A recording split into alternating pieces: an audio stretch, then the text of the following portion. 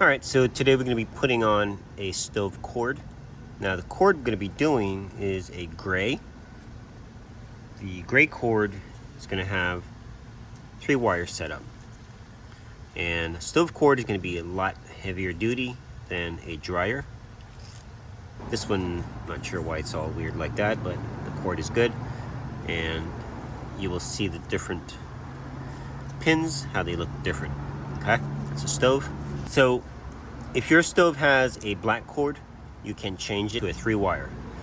The 4-wire setup is this one, 4 wires, and this is for homes that are after 1996, and the gray would be for before 1996. Always put a cord restraint on. It protects the cord from moving, and it protects up here, which is a potential short when the wires put too much tension on here, and sometimes can cause these to break, come forward, touching metal. So keep in mind with that, always use a cord restraint for safety. It does not impede the functionality, but it can protect it. All right. I like to put these on first, and also want to go over something. Your stove should have,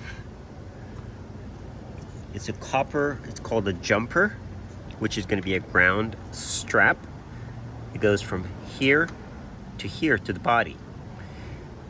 Make sure you have one, or make one, buy one, or even use something like this. This will go here, and I'll attach it to the body somewhere.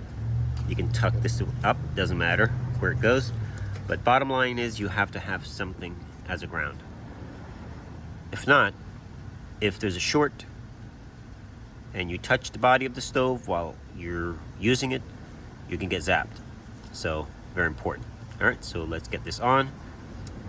First, we're gonna put this on. Phillips screw. Get this in first. Then you're gonna insert your wire or cord through it.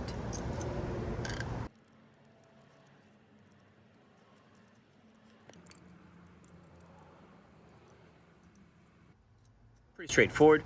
You want to make sure you face the larger holes so you have access, and then they go through the smaller hole to tighten up. Sorry I didn't show this portion of the video.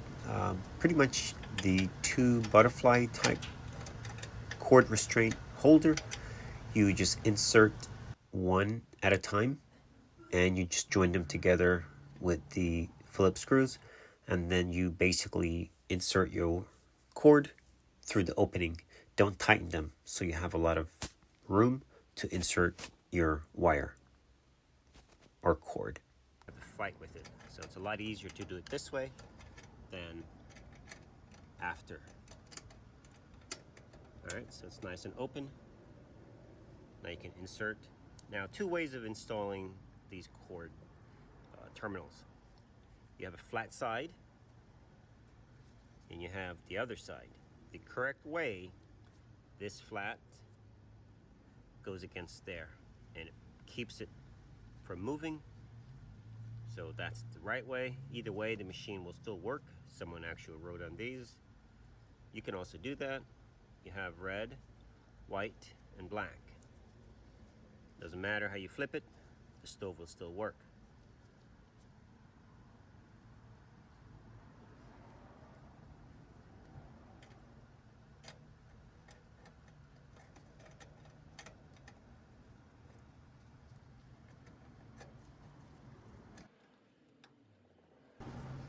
If it's too tight, loosen it up.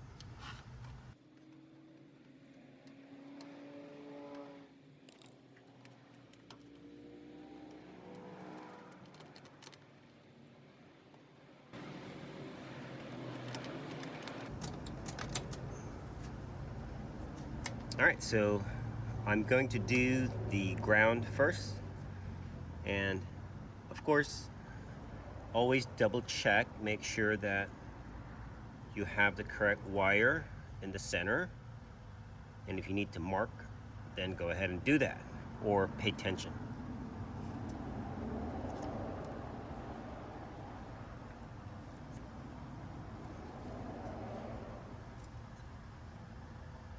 All right, so this is the white. And if you notice, it was on the right side, but it's not. It's actually the middle. So move him over.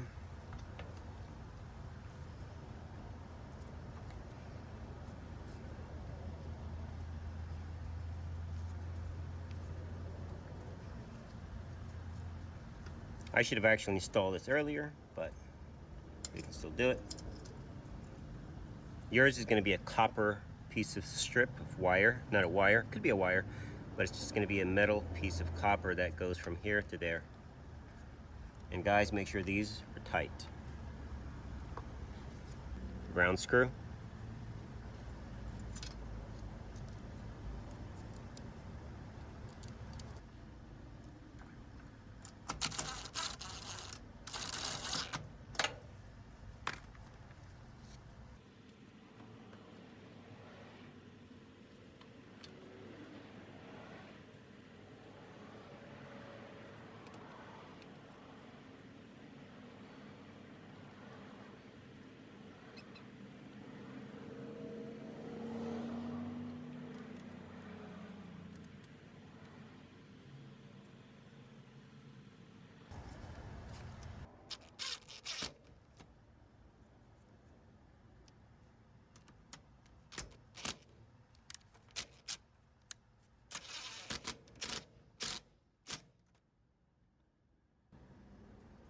And if the cord is moving, then it's not tight. You gotta make sure you snug it up. Be careful if you're using an impact.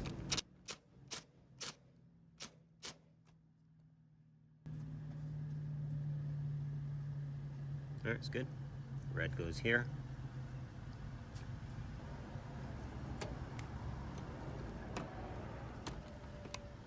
Do not cross thread, be super careful.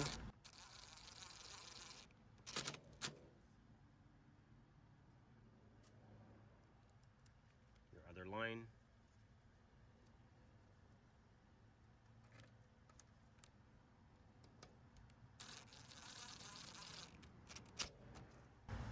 All right, now you got to tighten up your Phillips screws, and then you put the back of the stove on.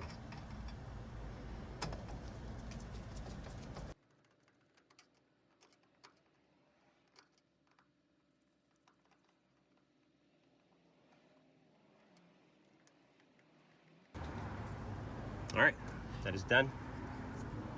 Get you closer up, and you can also go over with a manual. Make sure that you don't have any movement. Everything should be tight and secure. All right, let's get a close-up, and then we're done. Nice and tight.